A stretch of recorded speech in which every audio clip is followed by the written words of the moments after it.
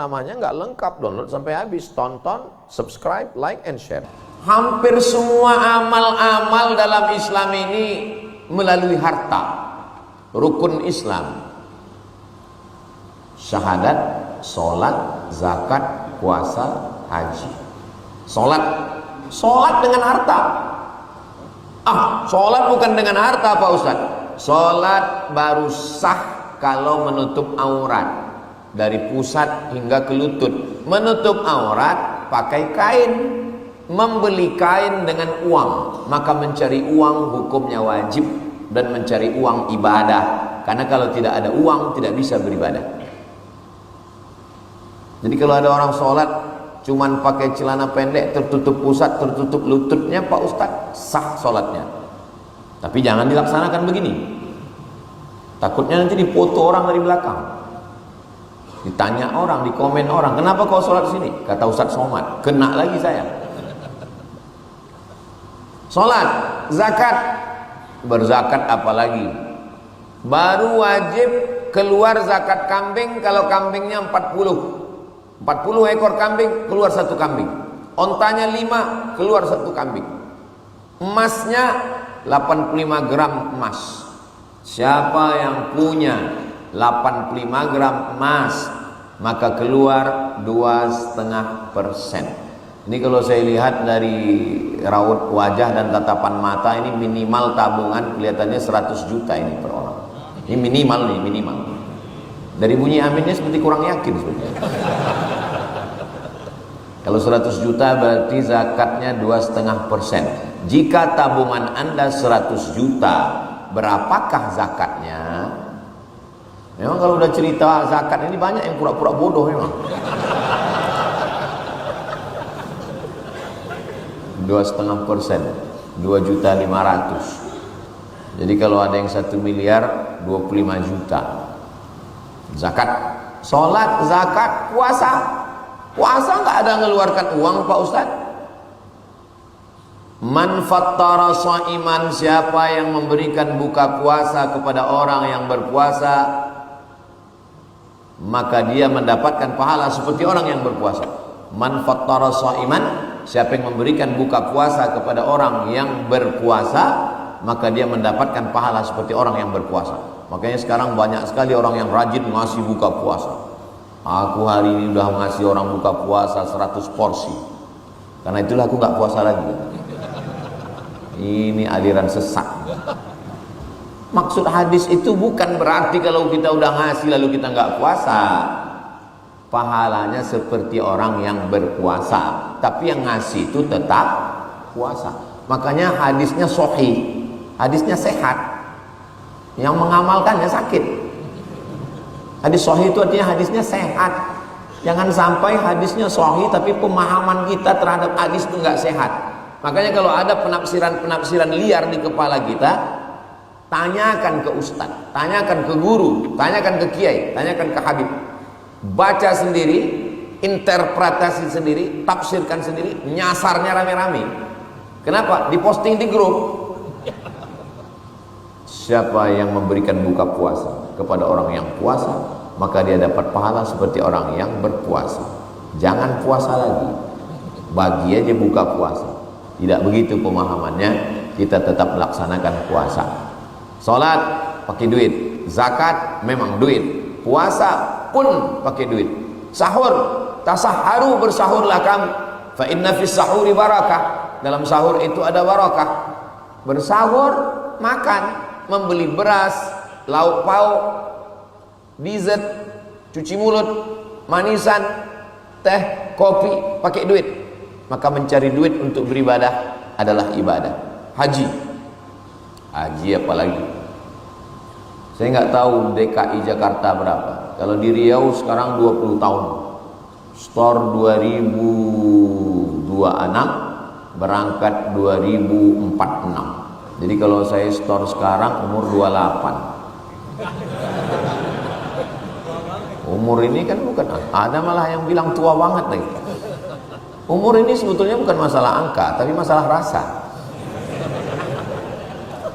Saya nggak ada melihat orang tua ini sekarang ini.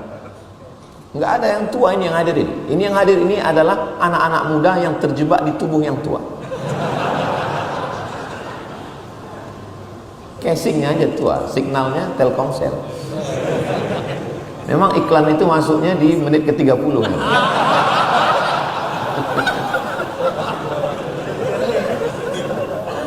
Jadi mana tadi hilang bahan saya. Jadi haji itulah yang paling banyak uang. Transportasi pesawat, akomodasi hotel, konsumsi catering, belanja di sana. Makanya ibadah yang paling banyak orang nangis haji itu. Nanti kalau sholat enggak terlalu, puasa enggak juga, zakat enggak, tapi kalau haji baru ngelihat Ka'bah, ya Allah. Baru tawaf ya, kenapa nangis? Duitnya banyak keluar. Nah, jadi kalau ada orang yang mengatakan, kamu dulu perasaan bisnisnya hebat, sekarang ya aku sejak taubat udah hijrah, dunia ini sudah kutinggalkan. Ini bukan Islam yang benar. Semangat bekerja. Kenapa? Karena kita bekerja itu berpahala. Orang yang mencari nafkah rezeki yang halal untuk makan anak istrinya, lalu kemudian dia pakai untuk beribadah dengan sholatnya, zakatnya, puasanya, hajinya, barulah ditambah yang sunat-sunat infak sodakohnya, syukur-syukur wakafnya. Tadi malam kami menghadiri sholat tarawih, wakafnya siapkan semua untuk mendengar kalimat ini. 300 miliar. Bayangkan itu kalau dibelikan ke cendol, berenang sambil minum, jangan dibayangkan. Begitulah hebatnya wakaf. Jadi ibadah-ibadah dalam Islam ini dengan harta. Orang membayangkan Nabi Muhammad itu hanya baca Quran, sholat, zikir. Nabi Muhammad itu miskin. Nabi Muhammad itu susah. Nabi Muhammad sallallahu alaihi wasallam menikah dengan Khadijah dalam kitab Ar-Rahiq Al-Maktum, lomba juara nulis sejarah Nabi yang diadakan di Saudi Arabia. Pemenangnya namanya Syekh Safiur Rahman Al-Mubarakfuri dari India. Bukunya sudah diterjemah ke bahasa Indonesia. Bagus buku ini, dibeli untuk hadiah anak-anak keluarga kita, sehingga nanti waktu kita mati meninggal dunia, saat anak kita membuka lemari, nangis dia melihat buku itu masih di sampul plastik. Betapa sibuknya ayahku mencari dunia untuk aku, sampai nggak sempat membaca buku ini, dihadiahkannya untuk aku. Nanti dibacanya di buku itu, Nabi Muhammad SAW menikah dengan Khadijah, maharnya 20 ekor onta. 1 ekor onta seharga sapi limosin yang besar itu 50 juta. Sebetulnya harganya lebih, tapi karena hubungan kita dengan Telkomsel ini lebih baik, ya 50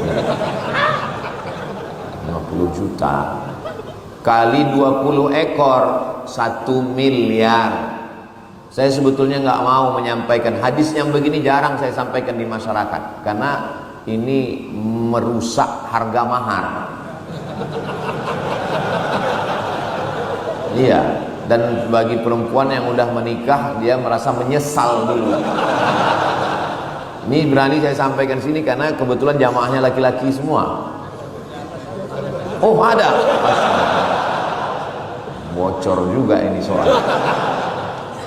Saya khawatir, mudah-mudahan sudah menikah semua.